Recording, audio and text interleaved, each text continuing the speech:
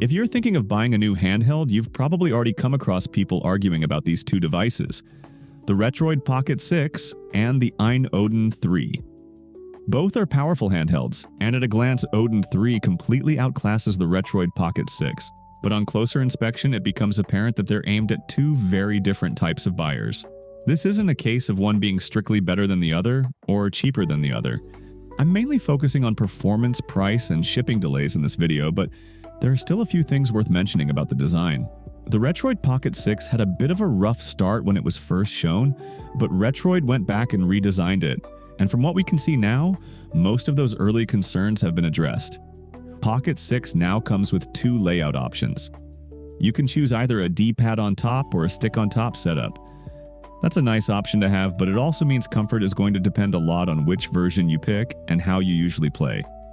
As for button feel, grip, and long session comfort, that's something we'll only really know once units start shipping and people get proper hands-on time. Odin 3 takes a much safer approach. Its control layout sticks close to what people already expect from modern handhelds, with a traditional stick placement and comfortable spacing. Most user impressions describe it as easy to hold for long sessions, without any major complaints about button placement or ergonomics. That doesn't mean it's perfect for every game, but nothing about the design really gets in the way of playing. The Retroid Pocket 6 uses the Snapdragon 8 Gen 2. We already know exactly how this chip behaves in handhelds like Odin 2 Portal, so we have plenty of data to go on. In daily use, this chip feels mature and predictable. Android games run smoothly. Emulation up through systems like PS2, GameCube, PSP, and Dreamcast is generally solid. Most people purchase the Odin 2 Portal primarily to play Windows games through GameHub or Winlator. For most, it really is a setup once-and-play experience, and that's a big reason why Gen 2 hardware is still so appealing. The Odin 3, on the other hand, has the Snapdragon 8 Elite, and on paper, it completely outclasses Gen 2. Synthetic benchmarks show huge jumps in both CPU and GPU power, and there's no denying that the raw potential here is much higher. But right now, a lot of that power is still locked behind early drivers and incomplete optimization. The Snapdragon 8 Elite chip doesn't consistently outperform Gen 2 in real-world emulation yet.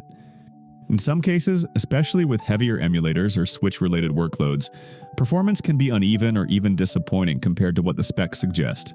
So which one would I personally recommend? If you want something that feels dependable today with stable performance, mature drivers, and fewer surprises, the Retroid Pocket 6 makes a lot of sense. It's powerful enough for most use cases, and it doesn't ask you to wait for software to catch up.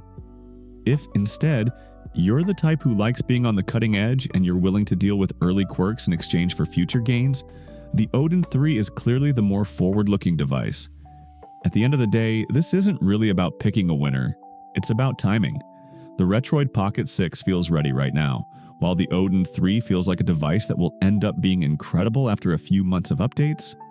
Knowing which side of that trade-off you're comfortable with makes the decision a lot easier.